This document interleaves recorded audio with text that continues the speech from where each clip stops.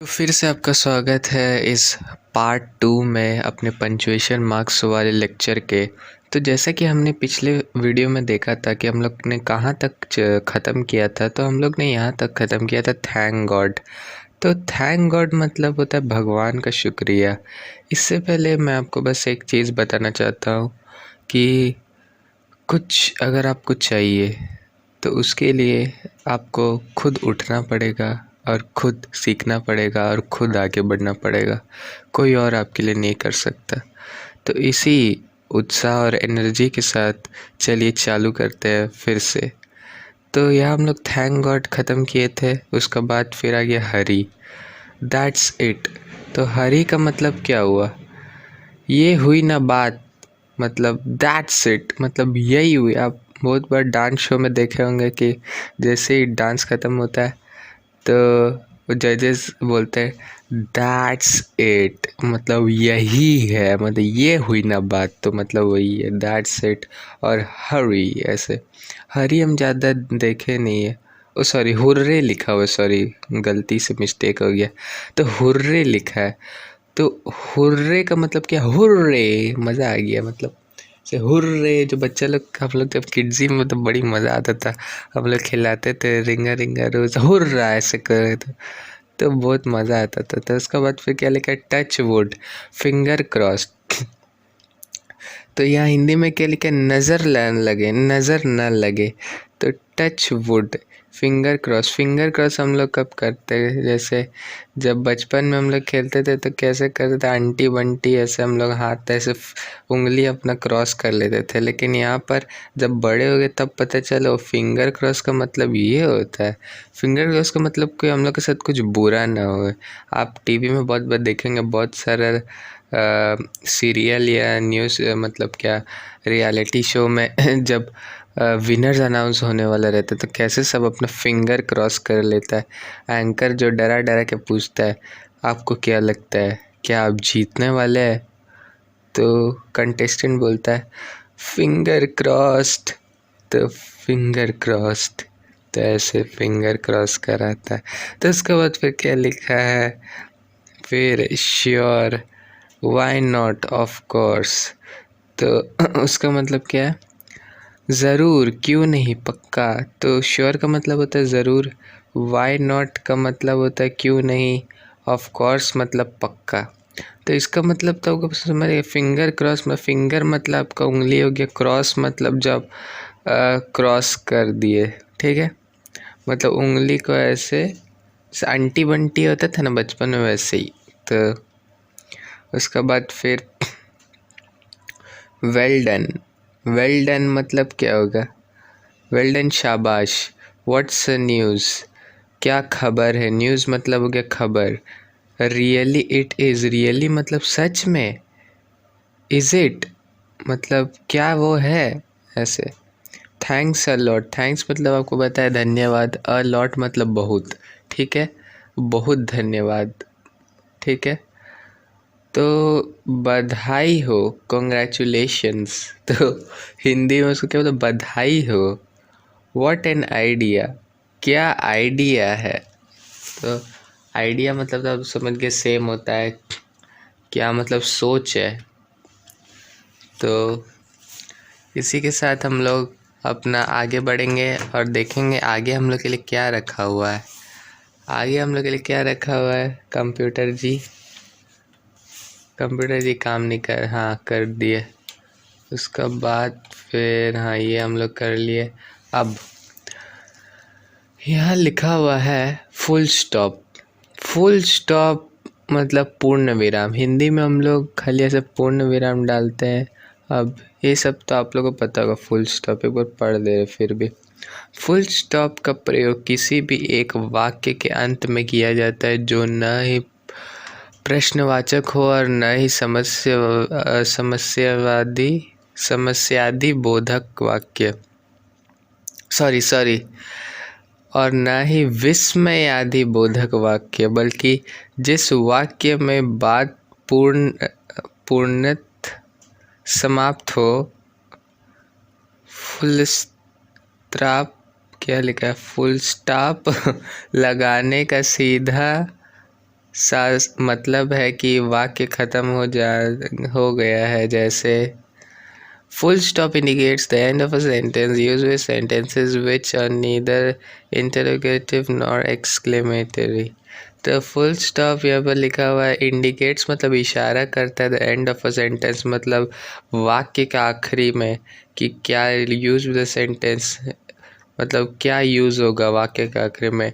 Neither इंटोग्रेटिव मतलब जो question mark है, फिर से सुन लीजिए, इंटोग्रेटिव मतलब क्वेश्चन मार्क वाला सेंटेंस जिसका लास्ट में क्वेश्चन मार्क लगता है, और एक्सक्लेमेटरी सेंटेंस जिसका लास्ट में एक्सक्लेमेशन मार्क लगता है, जैसे यहाँ पर हम लोग देखे कुछ देर पहले। तो यहाँ पर देख लेते फुल स्टॉप का थोड़ा थोड़ा क्या क्या एग्जाम्पल है। आई एम कमिंग, मैं आ रहा हूँ, तो कमिंग मतलब आ रहा हूँ, ठीक है। आई एम मतलब मैं, कमिंग मतलब आ रहा हूँ। Ram is a good boy, Ram एक लड़का का नाम है या लड़की का भी नाम हो सकता है। इज़ अ गुड बॉय नहीं, लड़का का ही नाम है क्योंकि अब बॉय दे दिया है, ठीक है। बहुत सारे नाम सब हिंदी कभी इंग्लिश में होता है, इंग्लिश मतलब दोनों के लिए प्रयोग किया जाता है, लड़का लड़की दोनों के लिए। तो Ram is a good boy, तो Ram is a good boy, अच्छा लड़का राम। फुल स्टॉप का प्रयोग एब्रीविएशन के साथ भी होता है। आप ये जानना चाहेंगे कि एब्रीविएशन क्या होता है। एब्रीविएशंस किसी भी शब्दों के समूह का संक्षिप्त रूप होते हैं। Full stops are used with abbreviations too.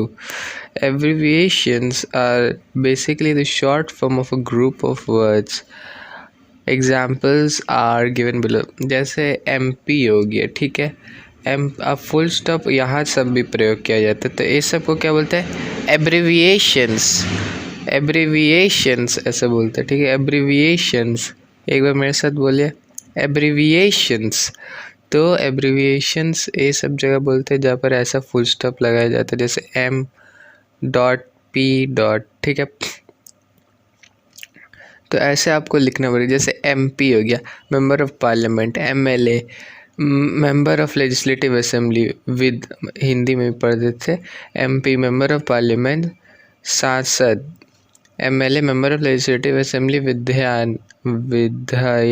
विधायक, PM प्राइम मिनिस्टर, प्रधानमंत्री, BA बैचलर ऑफ आर्ट्स में स्नातक, ठीक है।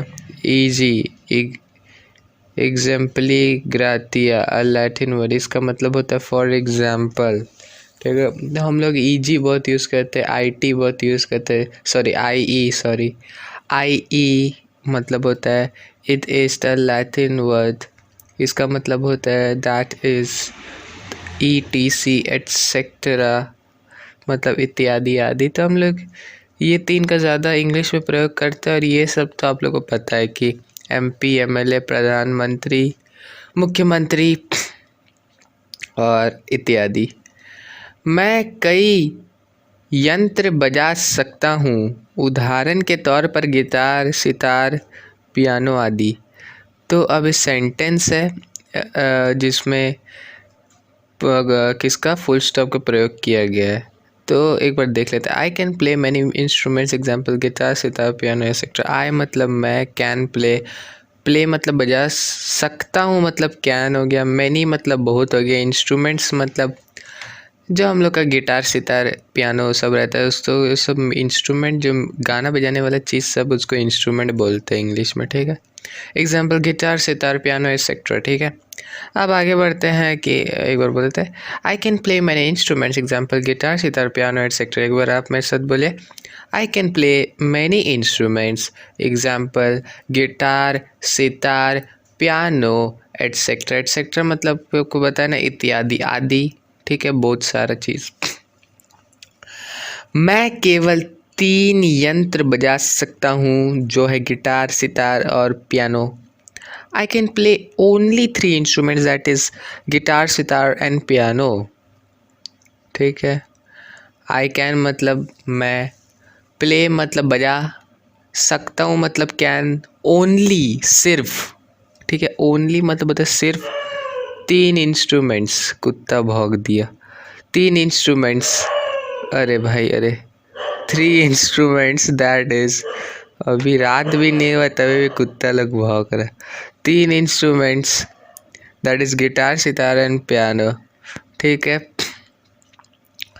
तो हम लोग ये देख लिए कितना इंस्ट्रूमेंट बजा सकते हैं। ओनली मतलब होता है सिर्फ गिटार, सितार, पियानो। एक बार मेरे साथ बोलिए, आई can play only 3 instruments that is guitar, sitar and piano. Pronunciation बस आप मेरा देखते रहिए और बोलते जाइए, ठीक है। सही। अब कॉमा, कॉमा का तब हिंदी में भी देखे होंगे और बहुत जगह भी देखे होंगे का प्रयोग किया होता है। हिंदी में इसको क्या बोलते हैं? अल्प विराम। तो अल्प विराम का यूज़ होता है जब छोटा से पॉज लेना होता है, छोटा देर के लिए रुकना पड़ता है, ठीक है। जब आपको किसी वाक्य को बोलते हुए बीच में ज़रा सा विराम देना हो तो कॉमा का प्रयोग किया जाता है। नीचे कुछ उदाहरण दिए गए।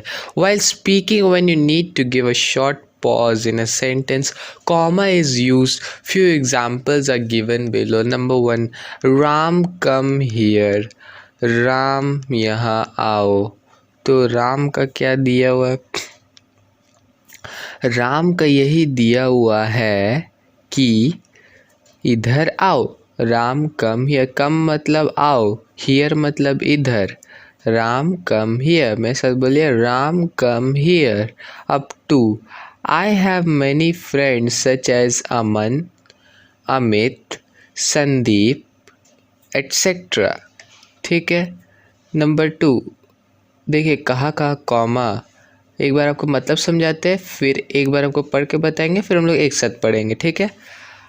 आई हैव मतलब मेरे मतलब मेरे, हैव मतलब है, मैनी बहुत, फ्रेंड्स मतलब दोस्त, सच एज मतलब उदाहरण के तौर पर, जैसे नहीं, सच एज होता है जैसे, ठीक है, जैसे अमन, अमित, संदीप एट्सेट्रा। तो ये सब मेरे दोस्त के नाम है। एट्सेट्रा मतलब आदि, ठीक है। तो अब हम आपको बता दे रहे कैसे पढ़ना इंग्लिश में। I have many friends such as Aman, Amit, Sandeep et cetera. तो आप देखे होंगे संदीप के बाद भी हम थोड़ा पॉज लिए क्योंकि यहाँ पर कोई कॉमा नहीं रहता है, ठीक है। एट्सेट्रा के पहले अधिकतर आप देखेंगे कॉमा नहीं रहेगा, कोई कोई जगह में लगता है, लेकिन आप देखेंगे, लेकिन आपको फिर भी रुकना पड़ेगा। तो ये आपका समझ होना चाहिए, जैसे मैं बोल रहा हूँ वैसा आप बोलिए। चलिए एक साथ अब बोलते हैं। I have many friends such as Aman, Amit, Sandeep et cetera. तो जैसे जैसे हम लोग पढ़ रहे तो आप लोग वर्ड्स सब भी याद करते जाइए, ठीक है। ABCD तो आप लोग सीख गए होंगे, बस वही है। जैसे हिंदी में क ख ग सीख जाता है, फिर 2 वर्ड सीखते, 3 वर्ड, फिर ये सब तो वर्ड्स ही है, ठीक है। अब कहीं से भी सीख सकते हैं, आपको बस मंजिल तक पहुंचना है और एक साथ हम लोग पहुंच जाएंगे। ये सफ़र थोड़ा तो लंबा होने वाला है, लेकिन इतना गारंटी दे सकते हैं कि आप लोग इंग्लिश में महारत हासिल कर लेंगे और बोलना तो सीख जाएंगे, समझना सीख जाएंगे और आपके कोई पछतावा नहीं रहेगा, ठीक है।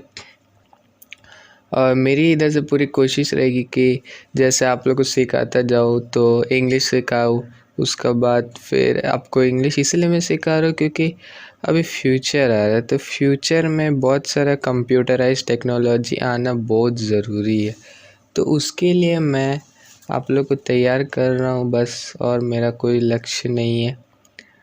तो इसके बाद जैसे कि आप मेरा और सब भी देखे होंगे, ज़्यादातर अभी HTML का एक कोर्स डाला है, उसके बाद फिर CSS का भी तैयारी चल रहा है। तो ऐसे कर करके फिर और भी प्रोग्रामिंग लैंग्वेजेस आएगा, फिर ज़्यादातर एक कंप्यूटर का ही चैनल होगा बस। उसके बाद मैं अपना भी कुछ अगर शेयर करना होगा लाइफस्टाइल के बारे में और भी बहुत सारी चीज़, तो वो भी कर दिया करूँगा, छोटा छोटा वीडियो सब। लेकिन मेन मेरा ये कंप्यूटर से रिलेटेड होगा, क्या क्या होगा, जैसे बिग डेटा, वो सब भी हम लोग देखेंगे आगे चल के। तो मैं खुद सीखता हूँ और मेरा मानना है कि सिर्फ सीखना ही काफ़ी नहीं है, सिखाना बहुत ज़रूरी है, क्योंकि आप लेते लेते एक दिन आप खुद अकेले मर जाएंगे। जब अब वापस पलट के देखें, मैं अभी देखता हूँ कि मैं भले एक दो लोग देखते हैं, मतलब ज़्यादा व्यूज़ तो अभी आते नहीं, लेकिन फिर भी तो वो मुझे कम से कम एक दो लोग, और फिर भी ऐसा कुछ नहीं है कि अभी एक दो कोई नहीं देखा, ऐसा कुछ नहीं। मेरा फ्यूचर में तो कोई ना कोई देखेगा ही। तो जैसे हम लोग मर सकते, लेकिन ये वीडियोस तो नहीं मर सकते। यूट्यूब एक कंपनी है और ऐसा हो ही नहीं सकता कि मतलब ये अभी मतलब इसको हम लोग क्या बना रहे हैं, अमर बना रहे हैं, ऐसा चीज़ जो कभी मर ना सके। ठीक है, हम लोग चल जाएंगे, लेकिन हम लोग का जो काम है, मेरा जो आवाज़ है, ये आप लोग के साथ रहेगा हमेशा।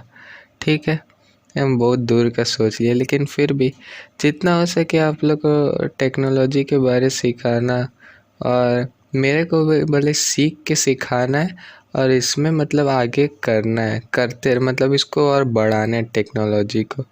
ये तो बस मेरा काम मतलब अंदर से आता है तो हम कर देते बस, और हम कुछ नहीं चाहते क्या व्यूज़ है क्या नहीं। ठीक है, अब आगे देखते हैं तीसरा नंबर क्या है। He will come on Monday 20th September। ही मतलब वो, विल कम, विल मतलब ज़रूर से, कम मतलब आएंगे, ऑन मंडे सोमवार 20th September 20 सितंबर। ठीक है, वो सोमवार 20 सितंबर को आएगा। He will come on Monday 20th September। उसका बाद यह लिखा है, चौथा पॉइंट क्या लिखा है, if he comes I will not come. If अगर ही कम्स वो आता है, I will not come, I will not come मैं नहीं आऊँगा। ठीक है, कम मतलब आऊँगा, नॉट मतलब नहीं, तो नहीं आऊँगा। ठीक है, if he comes I will not come, मतलब अगर वो आएगा पार्टी में तो हम नहीं आएंगे, बस बात ख़त्म। ऐसा बहुत लोग देखे हैं, मेरा दोस्त लोग रहता है, नहीं हो रहा है हम नहीं आएंगे, तो पता नहीं। 5 नंबर देखते हैं, Ram my best friend is his brother. Ram एक लड़का का नाम है, माई बेस्ट फ्रेंड मेरा बेस्ट फ्रेंड, दोस्त, अच्छा मित्र, सबसे करीबी वाला, इज़ हिज ब्रदर मतलब उसका भाई है। राम, एक बार एक साथ बोलते हैं, Ram my best friend is his brother. एक बार और, Ram my best friend is his brother. तो हम लोग देखें यहाँ पर फुल स्टॉप्स का कैसे प्रयोग किया जाता है। ये फुल स्टॉप्स के हम लोग ज़्यादा प्रयोग करते हैं। और अब कोटेशन मार्क्स देखेंगे क्या होता है। कोटेशन मार्क्स होता है शुरू में, जैसे हम लोग कोई चीज़ बोल रहे हैं तो मतलब जैसे अभी हम बोल रहे हैं तो मेरा ये सब वर्ड सब का आ जाएगा कोटेशन मार्क में जाएगा। जैसे एकदम डायरेक्ट बोल, डायरेक्ट स्पीच और इनडायरेक्ट स्पीच। इनडायरेक्ट स्पीच में क्या रहता है कि जो आदमी बोला है उसको मतलब हम लोग खाली ऐसे ही लिख रहे, लेकिन डायरेक्ट जैसे मीना ने कहा, ओपन कर दिए कोटेशन मार्क, चलो चले, फिर बंद कर दिए। ठीक है, तो मीना ने कहा, क्या कहा मीना ने, अब हम लोग ऐसे हिंदी में लिखते हैं, मीना ने कहा कि चलो चले। तो कि जब हम लोग लगाते हैं तो कोटेशन मार्क नहीं लगाते, क्योंकि हम लोग फिर उसको इनडायरेक्ट में करते हैं। डायरेक्ट में क्या रहता है, मीना ने कहा, कोटेशन मार्क ओपन किया, चलो चले पार्क। ठीक है, फिर बंद कर दिए कोटेशन मार्क। तो वही है, इंग्लिश में देखते हैं यहाँ पर सेम चीज़ है, खाली लिखने का भाषा का अंतर। बाकी आप तो जानते ही है, दिल का बात दिल तक पहुँच जाता है, भाषा का ज़रूरत नहीं होता है। तो शुरू में हम लोग ऐसे खोलेंगे, अंत में हम लोग ऐसे बंद करेंगे। किसी की कही हुई बात को कोटेशन मार्क के अंदर लिखा जाता है। जैसे बहुत बड़े बड़े सयाने लोग का कोटेशन मार्क क्या रहता है कि क्या रहता है, एक तो याद नहीं आ रहा, मतलब it is 1% of inspiration and 99% of perspiration. तो ये एडिसन ने कहा था, थॉमस एल्वा एडिसन। नो, इसका मतलब है कि 1% हम लोग का जो अंदर से मोटिवेशन या रहता है, लेकिन 99% क्या रहता है, जो हम लोग का हार्डवर्क रहता है, काम रहता है, वो होता है।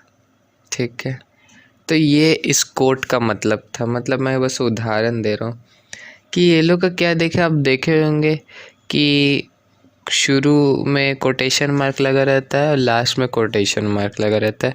Saying of someone can be written inside the quotation, मतलब किसी के बारे में बोल रहे तो उसको कोटेशन मार्क के अंदर डाल सकते हैं। जैसे ए Ram said I am the best, quotation mark open किया, फिर बंद किया, फिर फुल स्टॉप दिया। ठीक है, Ram said comma quotation mark open I am the best, quotation mark बंद किए और फुल स्टॉप डाल दिए। तो इससे हम लोग क्या सीख मिला है कि राम बोला कि आई एम द बेस्ट, आई मतलब हम, एम मतलब है, द बेस्ट अच्छा हूँ, मतलब बेस्ट हूँ, सबसे अच्छा। बेस्ट मतलब जो सबसे अच्छा रहता है। ठीक है, बेटर मतलब जो उससे अच्छा रहता है, किसी से अच्छा रहता है, better. He is better than Lakshman, तो लक्ष्मण से बेटर राम है। ठीक है, और गुड मतलब क्या, गुड जो सबके लिए। बेटर में क्या हो जाता है, 2 लोग या उससे ज़्यादा लोग आ जाता है। लेकिन बेस्ट में क्या, बेस्ट में जो सबसे बेस्ट है। अभी बेस्ट हम लोग के पास क्या टेक्नोलॉजी है, इंटरनेट। उसके बाद फिर अगला बेस्ट टेक्नोलॉजी आएगा जो कि इससे ऊपर होगा, तो हम लोग क्या बोलेंगे, that technology is better than internet, या this technology is better than internet. तो आप लोग फील समझ लेंगे।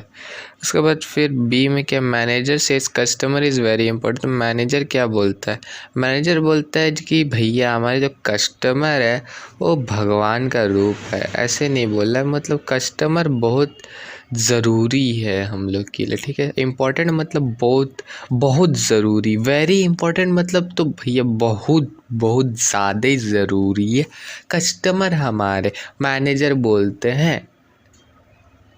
तो एक बार फिर से, एक बार हम लोग एक साथ बोलेंगे, manager says customer is very important. अगर आप ध्यान दें तो कोटेशन मार्क को लिखने का तरीका वाक्य के शुरुआत व अंत में अलग अलग होता है।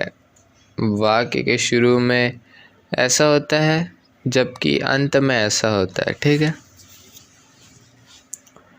जैसे देखिए ऐसा है और ऐसा है। ठीक है, अब आपको लिखते समय इसका ध्यान देना, लेकिन कंप्यूटर में जब टाइप करते हैं तो एकदम सीधा सीधा बात रहता है, लेकिन फ़ॉन्ट चेंज करते हैं तो ठीक हो जाता है। अब हम लोग लिखने, आपको लिखने का भी बात आना चाहिए, बोलने का भी आना चाहिए। तो आप लोग देख रहे कि ऐसे हम लोग प्रयोग करते, तो आप लोग ऐसे ही लिखिएगा, कहीं भी मतलब खाली सीधा सीधा मत दीजिए कंप्यूटर का देख के। ठीक है, कंप्यूटर में हर जगह अलग अलग फ़ॉन्ट्स के ऊपर डिपेंड करते हैं। फ़ॉन्ट अलग किया तो अलग हो गया, फ़ॉन्ट कुछ और किया तो कुछ और हो गया।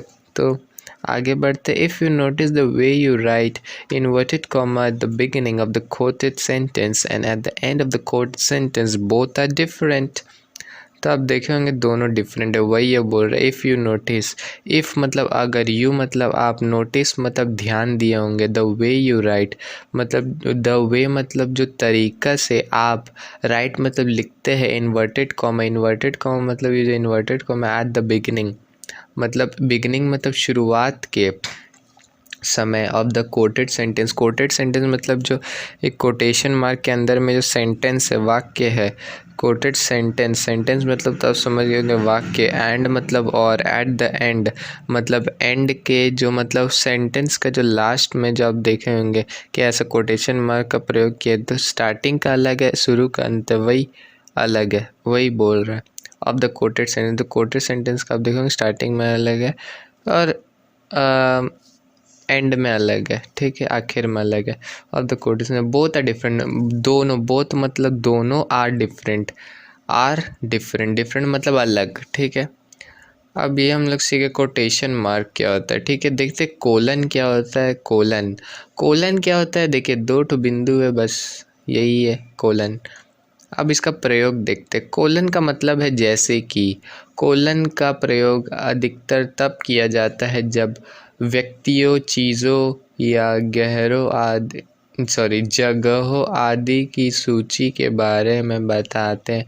नीचे दिए गए उदाहरणों को ध्यान से समझिए। Colon is often used when you enumerate a list of persons, things, places, etc. Look at the following examples. तो colon is often used when.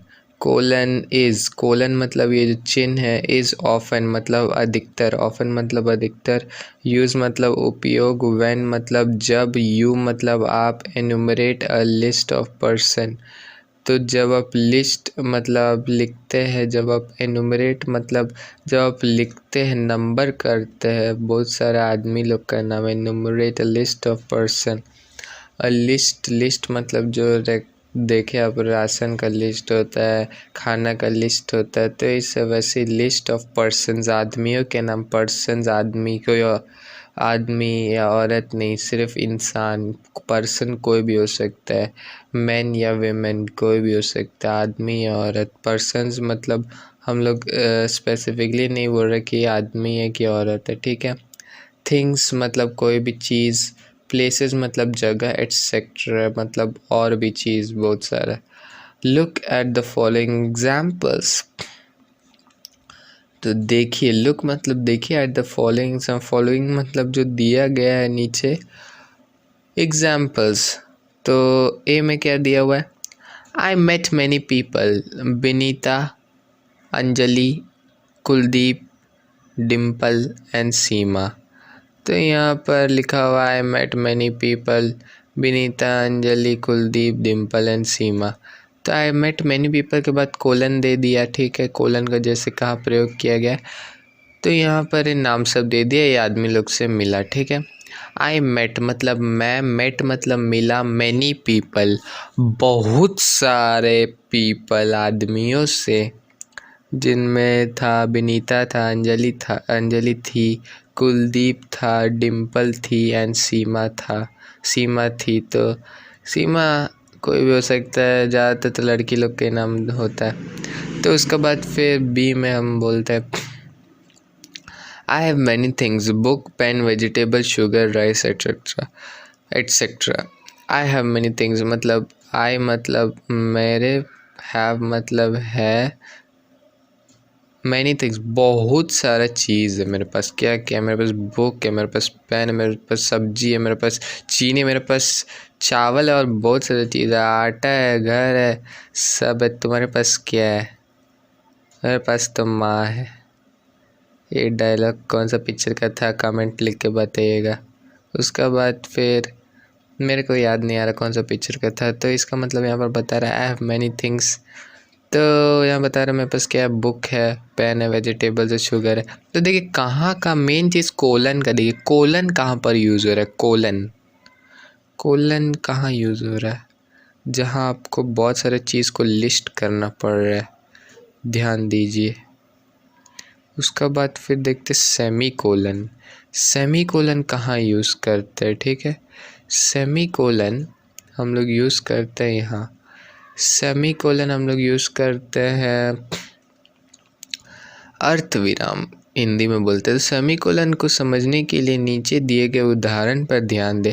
सेमीकोलन्स basic usage can be understood through the following. Semicolons मतलब जो चिन्ह का नाम है, basic मतलब जो आसान है, जो एकदम बेसिक है, मतलब एकदम आसानी से कहाँ पर यूज़ मतलब यूज़ होता है, कहाँ पर उपयोग होता है। कैन बी अंडरस्टूड मतलब सकते हैं, आप समझ सकते हैं। अंडरस्टूड मतलब समझ सकते हैं, मतलब can be understood through following sentence मतलब ज़रिए इन एग्जाम्पल के द्वारा, एग्जाम्पल जो दिया गया है, ठीक है।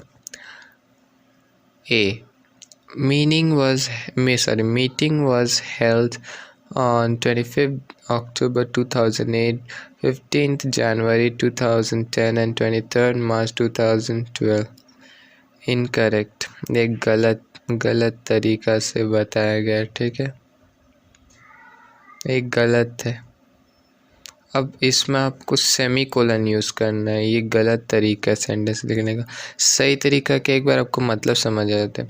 मीटिंग मतलब जो हम लोग का मीटिंग होता है, वॉज हेल्ड मतलब जो हुआ था, मतलब हुआ था, हेल्ड मतलब हुआ था, ऑन मतलब कब हुआ था, 25 अक्टूबर 2008, 15 जनवरी 2010 और 23 मार्च 2012।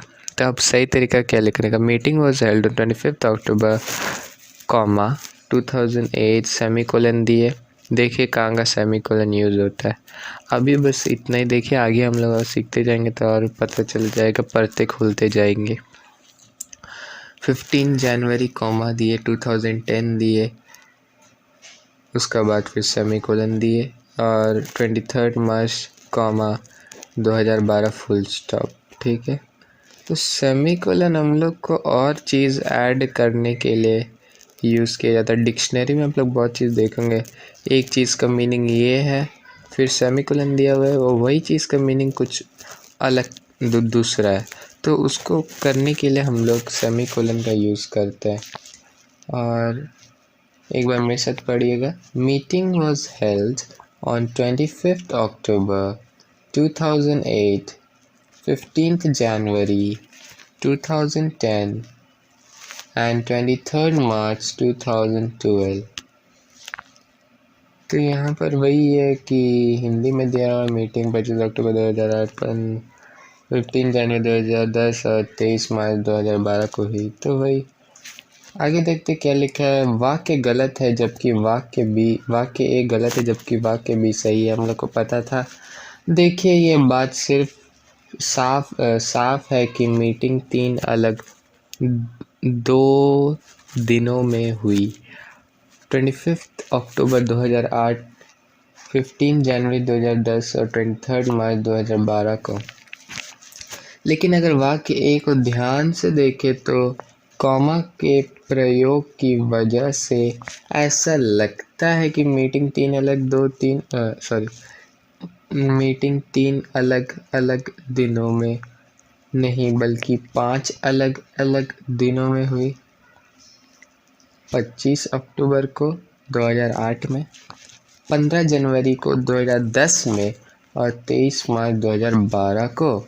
इसलिए क्या बी में 2008 के बाद कॉमा की बजाय सेमीकोलन का प्रयोग करना पड़ा। तो यहाँ पर हम लोग को बताया जा रहा है कि सेमीकोलन का प्रयोग कहाँ क्यों करना पड़ा और कॉमा का प्रयोग क्या, ये हम आपको बता दिया आसानी के तरीके से। तो अब देखिए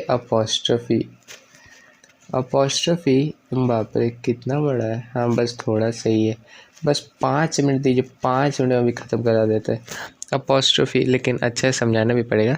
अपोस्ट्रोफी मतलब ये जो हम लोग ऊपर में एक ठो लगाते, कहाँ लगाते, तो वो दिखा रहा है। अपोस्ट्रोफी का प्रयोग 2 मौक़ों पर होता है। Apostrophe generally use in 2 situation. Apostrophe मतलब चिन्ह का नाम है, इस जनरली मतलब जनरल तौर पे, मतलब यूज़ मतलब प्रयोग इन 2 सिचुएशन, 2 जगह पे, मतलब सिचुएशन मतलब जैसा सिचुएशन हो गया कि ये न तो ये खाई में जाना या कुआं में, तो सिचुएशन हो गया। ठीक है, लेकिन असली में खाई में नहीं जाना है। यहाँ पर हम लोग को यह सेंटेंस देखना होगा क्या लिखा है। जब आप कहते हैं राम का, किताब का, बच्चों का, मम्मी का आदि, इसे इंग्लिश में पोजेशन पेंजन होते हैं, पोजेशन कहते हैं। ठीक है, राम्स, किताब का, बुक्स, बच्चों का, चिल्ड्रंस, मम्मी का, मदर्स। तो यहाँ पर देखिए कैसे अपोस्ट्रोफी का हम लोग प्रयोग किए हुए, जैसे एस से। ठीक है, अब राम के लास्ट में जैसे राम्स बुक। ठीक है, तो किसका किताब है, राम का बुक है, तो एस लगा दिए, तो अब क्या पता चल गया, राम का बुक है। अब बुक्स का लास्ट में क्या लगा दिए, बुक्स, मतलब अभी खाली बुक, अगर अपोस्ट्रोफी हटा दे, एस को सटा दे, तो क्या पता चलेगा कि बहुत सारा बुक है। लेकिन अभी अपोस्ट्रोफी लगा तो क्या पता चल रहा है, सिर्फ एक ही बुक है, बुक्स पेज मतलब ये बुक का पेज देखो इसमें कुछ खराबी। तो अभी खाली बुक्स का बारे में बता रहे। चिल्ड्रंस मतलब जो हम लोग के बच्चे हैं, मतलब जो हम लोग के बच्चे सब है उनको चिल्ड्रंस बोलते हैं। चिल्ड्रंस टॉय, ठीक है, बच्चों के खिलौने। तो यहाँ पर मदर्स क्या बोलेंगे, मदर्स नीड, तो यहाँ पर मदर्स केयर, तो मदर्स चाइल्ड मतलब वो मम्मी का बच्चा। तो यहाँ पर क्या दिया हुआ है कि हम लोग एक पर्टिकुलर इंसान, चीज़ जो भी है उसको जो बोलते हैं इसका ये है, तो एस का प्रयोग करते हैं अपॉस्ट्रोफी के साथ। अब अगर लास्ट में अगर एस लगा होगा पहले से तो क्या लिखेंगे हम लोग, तो उसी का लास्ट का एस में अपॉस्ट्रोफी दे देंगे हम लोग। देखेंगे अगर यहाँ पर एग्जाम्पल होगा, नहीं होगा तो फिर कोई बात नहीं, हम लोग आगे पढ़ लेंगे। और दो शब्दों को एक बनाने के लिए इन दो शब्दों में से एक शब्द सहायक क्रिया होनी चाहिए, वह दूसरा शब्द या तो वर्तमान हो या not. To make two words, one of these words need to be a helping verb and the other one either a pronoun or not. Does not, is not, do not, has not, I have, you are। तो इसको कैसे प्रयोग किया गया देखिए apostrophe के साथ। doesn't, isn't, don't, hasn't, I have, your। तो यही चीज़ों को हम लोग अपॉस्ट्रोफी लगा के आसान बना दिए, ठीक है। यही चीज़ है। डज़ नॉट मतलब मत कर, तो डजेंट, अब डजेंट का भी मतलब सेम हो गया, देखिए अपॉस्ट्रोफी लगा दिए तो समझ में आ गया। और इसमें आप देख लीजिए कैसा कितना डिफरेंस है। इज़ नॉट सेम है मतलब नहीं है, तो यहाँ पर हम लोग इजेंट लिख दिया। डू नॉट मतलब मत करो, डोंट, ठीक है। हैज़ नॉट नहीं है, हैज़ेंट। आई हैव मतलब है मेरे पास, I have. You are, your. तो जैसे हम बोल रहे थे देखिए, हम इसमें पूरा बोल रहे हैं, इसमें थोड़ा बोल रहे हैं, तो मेरा बोली के ऊपर आप ध्यान दीजिए हम कैसे बोल रहे हैं। तो does not, doesn't, is not, isn't, do not, don't, has not, hasn't, I have, I've, you are, your। तो जैसे आप बोल ही जाएंगे वैसे ही आप लिखते जाएंगे, वैसे आप समझते जाएंगे और वैसे ही आप बढ़ते जाएंगे। यहाँ पर does, is, do, have, are, has सहायक क्रियाएं हेल्पिंग वर्ब्स है, और आई व यू वर्तमान प्रोनाउन है। सर्वनाम के बारे में हम आने वाले वर्नाम चैप्टर में विस्तार से पढ़ेंगे। तो अभी तो बस हम लोग का शुरुआत है, अभी तो हम लोग एकदम डिटेल में जाना है, तो बस यहीं पर ख़त्म करेंगे। और वीडियो बहुत ज़्यादा लंबा हो गया, इसके लिए माफ़ी चाहता हूँ, लेकिन हम लोग आज बहुत कुछ सीखे और ध्यान में रखेंगे और ऐसे ही पढ़ते रहेंगे नहीं फिर गुस्सा आ जाएगा, सीखते रहेंगे। बाय।